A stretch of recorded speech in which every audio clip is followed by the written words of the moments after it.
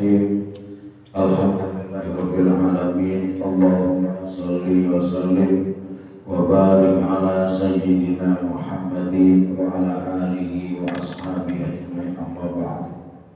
Ila hadratin Nabi Mustafa sayyidina Muhammadin sallallahu alaihi wasallam wa ala alihi wa ashabihi wa dhurriyyatihi. Summa hadratin khususan alif hadratika Syekh Jainuddin Abdul Aziz bin Jainuddin Al-Malibari.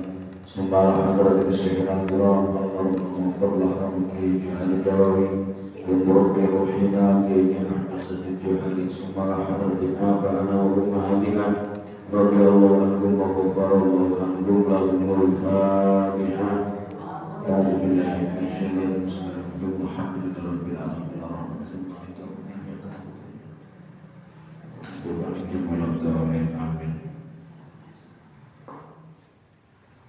Bismillahirrahmanirrahim. Qala rahimahullah wa nafa'ana bihi wa bi ulumihi fid dharain amin ya rabbal alamin. Bismillahirrahmanirrahim. Katanya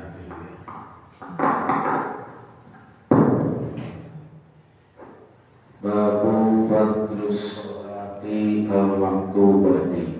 Bab menerangkan tentang keutamaan sholat lima waktu. Setelah kita mempelajari tentang berwudu, tentang mandi, sekarang kita masuk ke bab sholat lima waktu. Sholat yang setiap hari kita lakukan, sholat yang setiap hari kita jalankan, dari pagi hari, dari siang, yang sore, yang menjelang malam, yang malam, bahkan masih ditambah lagi tengah malam dengan tahajudnya. Ini sholat yang hampir setiap hari kita nggak lepas. Waktu-waktu itu selalu kita isi dengan sholat. Sekarang kita belajar tentang keutamaan sholat lima waktu. Allah Subhanahu wa Ta'ala berfirman, Inna sholata kanat 'alal mu'minina kitaban mawquta. Sesungguhnya sholat itu wajib bagi orang-orang yang beriman mawquta, dengan waktu yang telah ditentukan. Jadi sholat lima waktu ini sholat yang wajib bagi kita dengan waktu yang sudah ditentukan. Kita nggak boleh melakukan sholat di luar waktunya sholat. Ibu-ibu sholat zuhur jam 11 sholat. Karena alasannya ini mau buru-buru mau berangkat ini, daripada nanti nggak sholat mendingan sholat di awal. Nggak bisa. Saya pernah itu. saya sering itu. Ini dapat manfaatnya kita ngaji. Tidak boleh sholat itu harus tepat waktu. Jadi kalau terlalu rajin belum waktunya sholat, tidak sah sholatnya. Terlalu malas orang sholat zuhur jam 4 baru sholat zuhur, tidak boleh. Ya. Jadi sholat itu harus tepat waktunya. Jadi kalau belum adzan zuhur, tidak boleh sholat. Gimana Pak? Ini udah jam setengah 12, kalau nggak sholat langsung berangkat, nanti sholatnya malah ketinggalan di jalan. Ya tetap aja nggak boleh, ya, nggak boleh. Kalau memang perjalanannya jauh, mendingan di jamak akhir. Boleh di jamak akhir. Sholat campur dengan sholat zuhur campur dengan asar. Seperti WK yang waktu itu ikut tur, terjadi ajarin. Sebenarnya di sana itu juga pelajaran. Oh gini caranya meringkas sholat. Tapi belum apa Ya apa tahap belajar. Jadi seperti itu. Allah Subhanahu wa Ta'ala berfirman, Ya ayyuhalladzina amanu la tulhikum amwalukum wala auladukum an dzikrillah. Hei orang-orang yang beriman, janganlah engkau dilalaikan oleh harta kalian, jangan dilalaikan oleh anak-anak kalian. Dilalaikan dari apa? An dzikrillah, dilalaikan dari ingat kepada Allah. Maksudnya ingat kepada Allah, ay as-shalawatu al-khamsu, yakni sholat 5 waktu. Jangan sampai harta kita, usaha kita, bisnis kita, kesibukan kita menjadikan asbab atau menghalangi sholat 5 waktu. Jangan sampai anak menghalangi sholat 5 waktu. Kalau saya nangis dan bisa ditaruh akhirnya sholat, tidak boleh, nggak ada alasan seperti itu. Anak, cucu, dan semuanya, jangan sampai semua makhluknya Allah ini menghalangi kita untuk ingat kepada Allah. Ini menghalangi kita untuk sholat 5 waktu. Wa may yaf'al dzalika fa ulaika humul khasirun. Dan barang siapa yang melakukan itu, siapa yang dilupakan dirinya, sholatnya dilupakan oleh hartanya, oleh bisnisnya, dilupakan karena anak-anaknya dan lain sebagainya, maka sungguh mereka golongan orang-orang yang rugi. Kalau Al-Quran mengatakan rugi, bukan rugi kayak orang ibu-ibu dagangan baju modalnya 100 kemudian laku 90, tidak itu. Kalau Al-Quran mengatakan rugi, ini ancamannya adalah siksanya Allah di hari kiamat.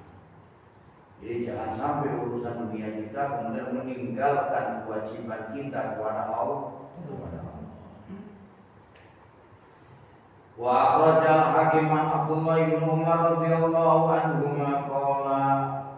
Imam Al-Hakim mengeluarkan hadis yang bersumber dari Abdullah bin Umar. Beliau berkata, qala Rasulullah sallallahu alaihi wasallam, Rasulullah bersabda, awwalu ma iftaradallahu ala ummati as-salawatu al-khamsu.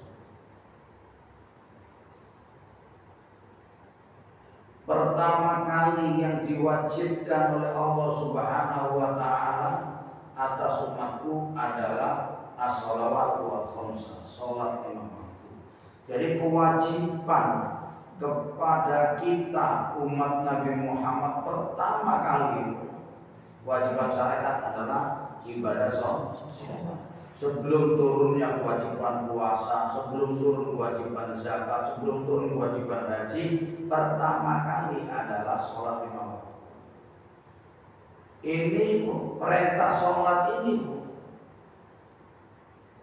dakwah Nabi setelah dapat 10 tahun. Jadi selama 10 tahun ini para sahabat tidak diajari sholat sama Rasul. Para sahabat cuma apa? Diajari beriman kepada Allah, cuma itu aja.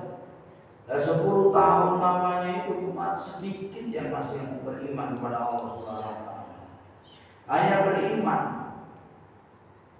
Setelah lewat 10 tahun baru Rasulullah dipanggil untuk Isra Mi'raj, kemudian dapat perintah sholat. Yang insya Allah ntar lagi kita peringati.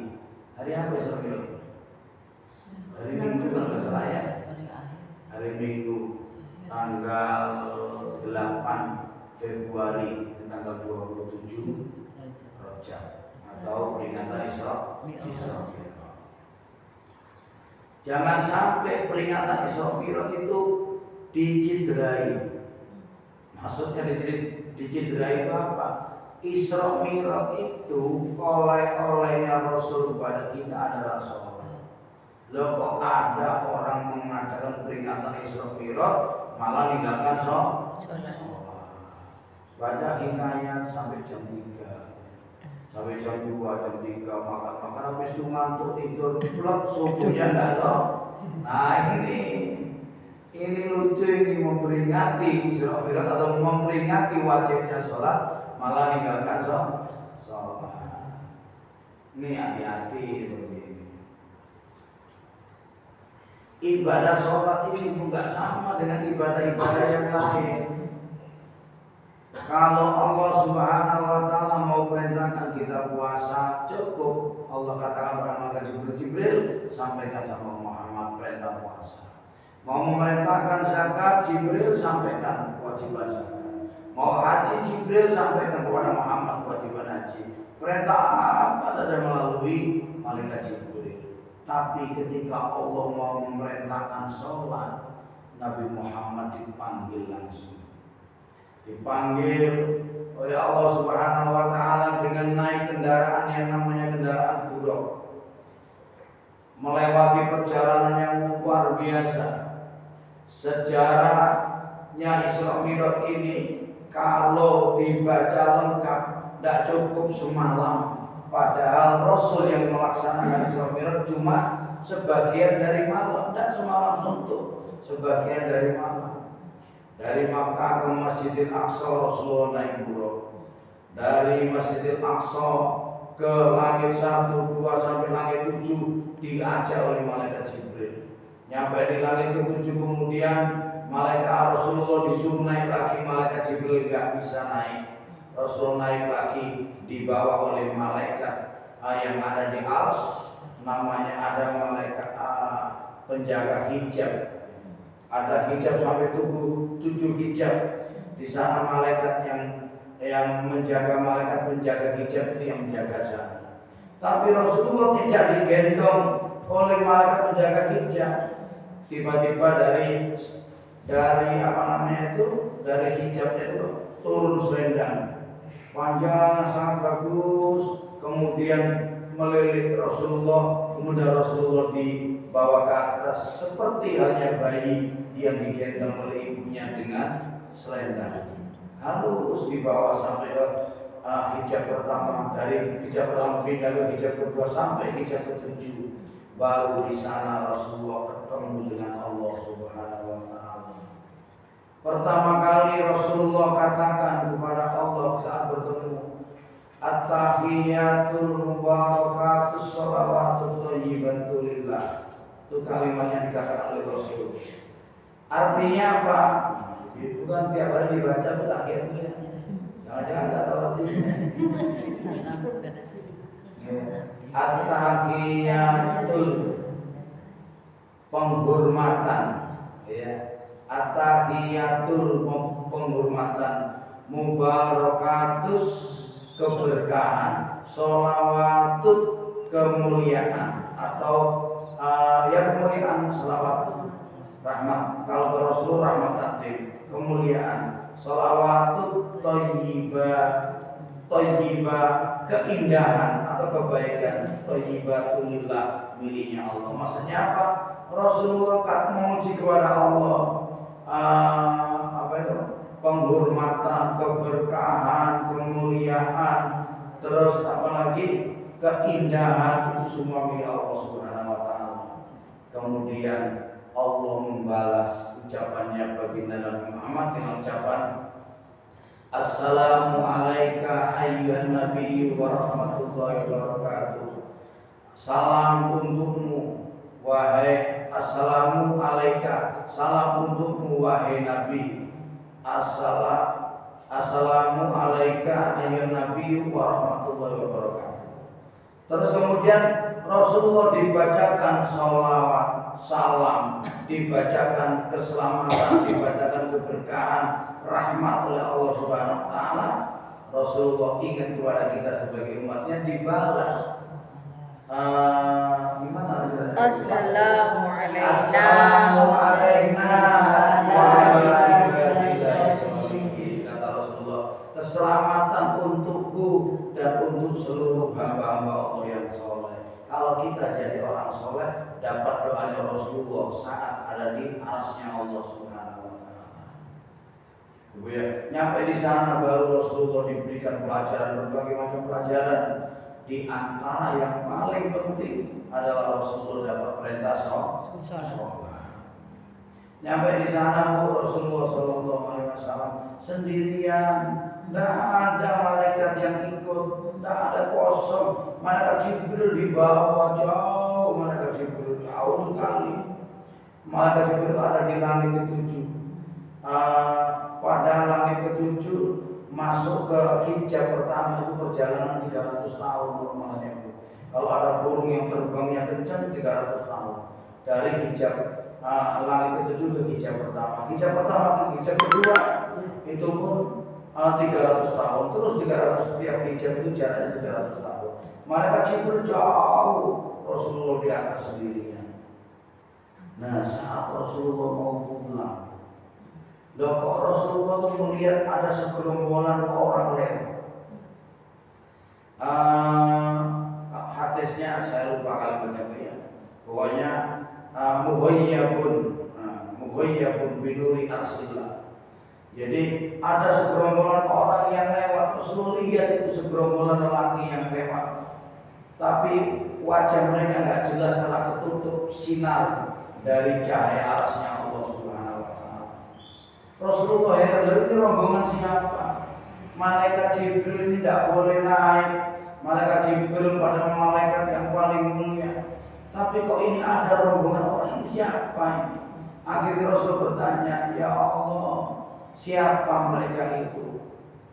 Aminal malaikatil muqarrabin, aminal anbiya'i wal mursalin. Ya Allah, mereka itu apa golongan para malaikat atau golongan para rasul? Siapa mereka ya Allah? Rasulullah heran. Rasulullah jawab, Allah jawab, ya Muhammad, mereka itu adalah umatmu. Kaget Rasulullah, itu kok umatku? Rasulullah bertanya lagi, bimanilta bimanala bihadi darajah. Ya Allah, mereka kalau gambar umatku itu derajatnya mengalahkan para malaikat. Sebab apa ya Allah, mereka dapat derajat yang mulia itu? Kita kan ingin Bu ya, ingin kan Bu ya, ingin derajatnya mengalahkan malaikat. Katanya Allah, mereka melakukan 3 perkara.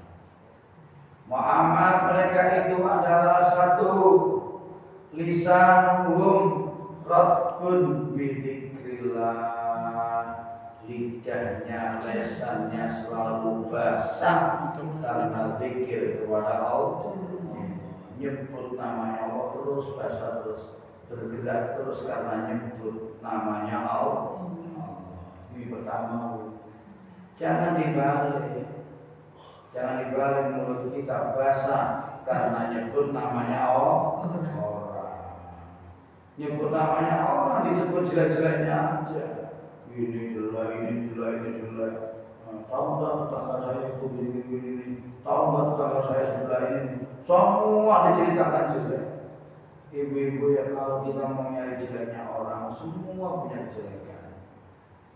Kalau kita nggak senang sama orang yang jelek, kita nggak akan punya teman, nggak akan punya saudara. Kenapa? Karena setiap orang pasti punya kejelekan. Setiap orang punya kekurangan. Jadi makanya kita ini kalau melihat orang yang jelek, yang pertama kita maafkan kalau salah sama kita, kemudian kita maklumi, dan kalau kita bisa menasihati, kita nasihati. Kalau kita benci, semua orang punya kejelekan, termasuk kita. Kita nggak senang sama orang lain punya kejelekan, ternyata kita kejelekannya lebih banyak daripada orang lain. Kejelekan yang paling jelek itu adalah ingat kejelekan orang, nyari kejelekan orang, lupa sama kejelekannya sendiri. Gimana kata pepatah itu? Semut di lautan kelihatan, gajah di depan mata nggak kelihatan. Ini itu. Jadi kesalahan di diri kita segitu banyak tak kelihatan. Orang lain salah sedikit aja udah gak kelihatan. Padahal jauh. Ini yang pertama. Yang kedua, qalbuhum alaqatun bil masjid. Qalbuhum, hati mereka selalu bergantung sama masjid. Ini orang laki-laki ya. Orang laki-laki yang hatinya terpaut dengan masjid. Dikit-dikit masjid, ada panggilan dikit dari masjid datang, ayo sholat, semangat langsung karena katanya ayo sholat berangkat. Itu orang yang rajin ke masjid. Yang ketiga, orang yang tidak pernah kata-katanya menyakiti hati orang tuanya. Ini orang yang derajatnya tinggi, orang yang hatinya tidak pernah menyakiti hati orang tuanya. Lanjut.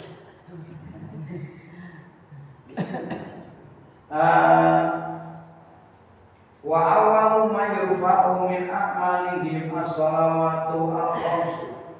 Yang pertama kali amalan mereka diangkat oleh Allah adalah salat lima waktu. Yang amalan pahalanya naik ke hadapan Allah Subhanahu wa taala itu salat lima waktu. Wa awalu ma yus'aluna min a'malihim as-salawatu al-khamsu. Yang pertama kali ditanyakan besok di hari kiamat adalah salat lima waktu. Ditanyakan pertama kali kita masuk kepada maksa, sudah mulai persidangan ditanya apa pertama kali sholat. Kalau ditanya tentang sholatnya jelek, yang lain gak ditanya, langsung dibawa ke neraka oleh mereka. Kalau ditanya sholatnya bagus, baru dilanjutkan yang lain. Pertama kali yang dihisab adalah masalah sholat. Faman kana dayya syai'an minha yaqulullahu tabaraka wa ta'ala. Rasulullah, barang siapa yang ditemukan bahwa dia pernah menyia-nyiakan sholat, dia pernah meninggalkan sholat, ditemukan oleh malaikat, maka kata Allah, malaikat unzuru hal tajiduna li abdina filatan min sholatin. Malaikat coba lihatlah dia baku itu pernah enggak dia melakukan sholat sunnah. Tutimmu nabiyya ma naqasu minal fariidati. Kalau dia pernah, biar sholat sunnahnya itu menyempurnakan sholat fardu yang pernah ditinggalkan. Jadi nanti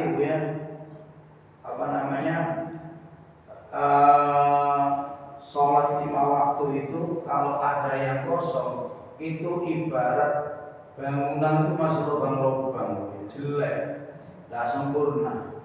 Maka yang menutupi lubang-lubang itu adalah sholat sunnah. Maka kalau kita rajin sholat sunnah, ya sholat rawatib, sholat duha, sholat tahajud, nanti itu yang bisa menutupi. Ini semuanya karena kasih sayangnya Allah. Padahal harusnya dia harusnya disiksa masuk neraka. Tapi sama Allah malaikat disuruh nyari kebaikan ibadah sholat sunnahnya. Wanzuru fi siyami abdi syahr Ramadan. Habis sholat Allah berfirman, malaikat coba lihatlah puasa hambaku itu, puasa di bulan Ramadan. Coba lihat, coba tanyakan, selidiki. Wanzuru fa'in kana dayya syai'an minhu fanzuru hal tajiduna li abdi nafilatan min siyami tutimuna biya ma naqasu minasyam. Malaikat, kalau memang di diri hambaku itu pernah menyia-nyiakan puasanya, coba lihat puasa sunnahnya. Pernah enggak dia melakukan puasa sunnah? Kalau dia pernah melakukan puasa sunnah, maka puasa sunnah itu pakailah untuk menyempurnakan puasa-puasa wajib yang ditinggalkan selama ini. Jadi ini manfaatnya puasa sunnah yang nutupi. Siapa tahu dulu waktu masih belum ngerti, masih kecil, sudah balik padahal tapi masih kecil, tidak ngerti, tidak ada takut-takutnya, maka penyempurnaannya adalah ibadah sunnah. Wa guru fi zakati abdin fa in kana dunya asyan minha fanguru hal tajiduna li abdin nafilatan min sadaqatin tutimuna biya ma naqasu minas zakat. Malaikat, sekarang lihatlah hambaku itu zakatnya kayak apa. Kalau dia pernah meninggalkan zakat, pernah menyia-nyiakan zakat, maka lihatlah pada diri dia pernah enggak dia melakukan sedekah sunnah. Kalau pernah, biarlah pahala sedekah sunnah ini yang menutupi, menyempurnakan ibadah zakat yang kurang. Fayukhadu dzalika ala faraidillahi ta'ala. Akhirnya para malaikat pun mengambil apa-apa yang ada pada diri hamba itu. Maksudnya apa? Ibadah-ibadah fardunya digabungkan dengan ibadah-ibadah sunnahnya. Wadzalika bi rahmatillahi ta'ala wa adlihi. Ini menunjukkan sifat kasih sayangnya Allah dan sifat adilnya Allah. Fa in wajada fadlan wada'a fi mizanihi. Kalau kemudian timbangannya itu kemudian timbangan baiknya lebih berat daripada timbangan jeleknya, wa qila lahu udkhulu al-jannata masrura. Masuklah kalian ke dalam surga dalam keadaan bahagia.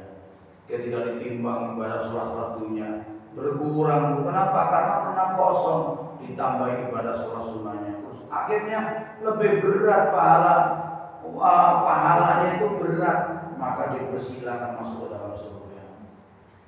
Wa illam yujad lahu syai'un min dzalika. Kalau memang tidak ditemukan kebaikannya, jadi sholat sering tinggalin dicarikan sunnahnya nggak ada, puasa sering tinggalin dicarikan sunnahnya nggak ada. Umi Rabbi az-zabaniyatu ta'khudhu bi yadayhi wa rijlayhi summa yudhafu bi finnar. Akhirnya diperintahkan kepada malaikat Zabaniyah, malaikat Zabaniyah bawa ini, maka ditariklah tangan mereka, ditariklah tangan kaki mereka, atau bahasanya diseret oleh malaikat Zabaniyah, kemudian dilemparkan ke dalam api neraka. Malaikat Zabaniyah tidak pernah punya rasa kasihan, tidak pernah punya rasa tidak tega, tidak ada. Kenapa? Memang dicipta oleh Allah seperti itu. Malaikat Zabaniyah dipimpin oleh malaikat Malik. Malaikat Malik menjaga pintunya, yang bagian nyiksa malaikat Zabaniyah. Banyak malaikat Zabaniyah. Memang dicipta nggak pernah sentuh. Ya gitu aja modelnya. Makanya Rasulullah waktu Isra Mi'raj diajak nengok neraka sama malaikat Jibril, kemudian ketemu malaikat Malik. Ketemu malaikat Malik hormat. Tapi malaikat Malik itu tidak senyum, mukanya cemberut. Silakan sana masuk ke neraka. Nabi Muhammad disini sama malaikat Jibril. Jibril, kenapa dia? Kok saya datang kayaknya nggak senang, dia mukanya cemberut. Kata malaikat Jibril, ya Muhammad, itu mukanya malaikat seperti itu sudah senyumnya. Memang senyumnya bisanya nyampe segitu. Kalau ketemu selain engkau Muhammad, lebih mengerikan lagi mukanya malaikat. Ya. Memang dicipta seperti itu. Ya. Jadi malaikat itu ganas gitu. Ini diantara gambaran keutamaannya ibadah sholat. Wa Muslim an Jabir, riwayat dari Imam Muslim bersumber dari Jabir, sahabat Rasulullah. Rasulullah bersabda, masalul shalawatil khamsi kama salinahrin jari adbin. Perumpamaan salat 5 waktu itu seperti sungai yang mengalir, sungai air tawar yang mengalir. Ala babi ahadikum, mengalir di depan rumah kalian. Yahtasilu fi kulli yaumin khamsa maratin, dan diibaratkan kamu mandi di sungai di depan rumah kamu itu sehari 5 kali. Fama yubqa dzalika minad danasi, apakah masih tersisa kotoran yang ada pada tubuh? Jadi Rasulullah gambaran, sholat itu ibarat sungai yang mengalir di depan rumah. Kamu mandi sehari 5 kali, kira-kira ada kotoran enggak? Jawabannya tentu enggak ada kotoran. Maksudnya apa? Kalau kita sholat 5 waktu sama dengan kita mandi dari dosa. Jadi dosa kita kotor. Kalau tiap hari sholat maka kita enggak punya dosa. Ini keutamaannya ibadah sholat.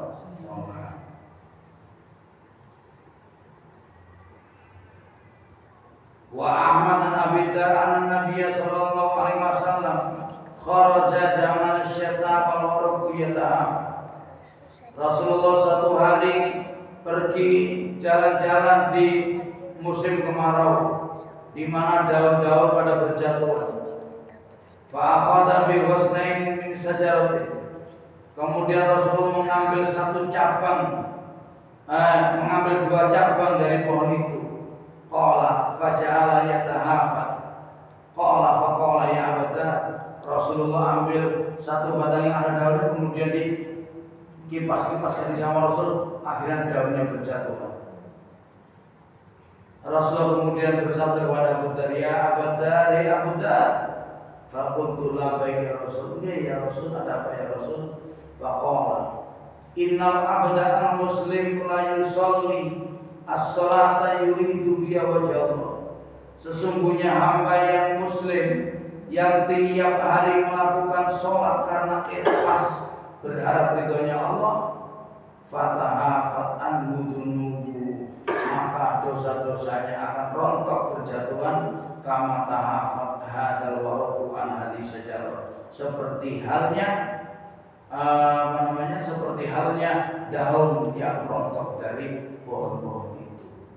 Jadi hilang dosanya kalau kita sholatnya ikhlas karena Allah.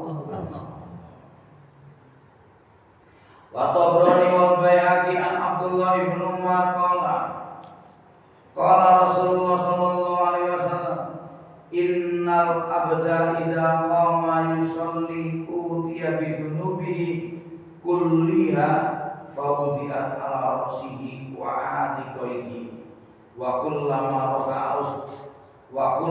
raka'a sajada tasabbat anhu dunubahu. Kata Rasulullah, sesungguhnya seorang hamba ketika berdiri melakukan sholat, kemudian dosanya diberikan semuanya kepadanya, dosanya ditaruh di badannya, fawdi'a ala rasihi, jadi diletakkan di atas kepalanya, wa atiqihi, atau ditaruh di 2 bahunya.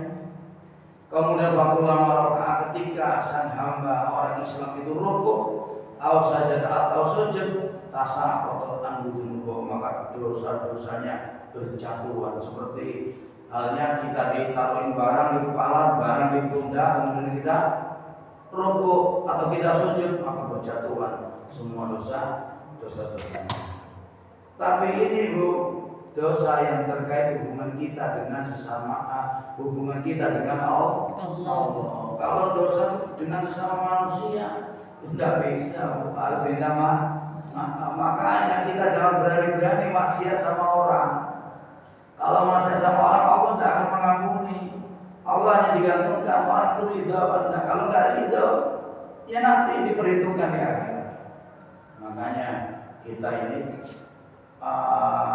kalau kita ingin selamat tuh ya, mari hati kita yang baik sama orang, pikiran kita yang baik sama orang, ucapan kita yang baik sama orang. Insya Allah kalau hati kita baik, tidak punya sifat iri hati, tidak punya sifat dengki, tidak punya sifat sudut, tidak punya sifat hati-hati yang jelek kepada orang lain, insya Allah kita tidak punya dosa sama orang. Mulut kita jaga, jangan sampai mulut kita mengucapkan yang menyakiti orang lain. Pokoknya apa saja kita jaga, jangan sampai kita menyakiti orang lain. Maka kalau sudah seperti itu, insya Allah kita akan menjadi orang sempurna. Karena dosa kepada Allah itu pengampunannya Allah itu maha pengampun. Tapi kalau dosa sesama manusia, tidak semua manusia memiliki jiwa pemaaf. Alhamdulillah ibu, untuk kajiannya sampai di sini aja. Mudah-mudahan kita dapat ilmu yang bermanfaat. Amin. Allah itu kepada kita, Allah bagi masa kita. Amin. Al-Fatihah. A'udzubillahi minasyaitonir rajim. Bismillahirrahmanirrahim. Allahumma barik ala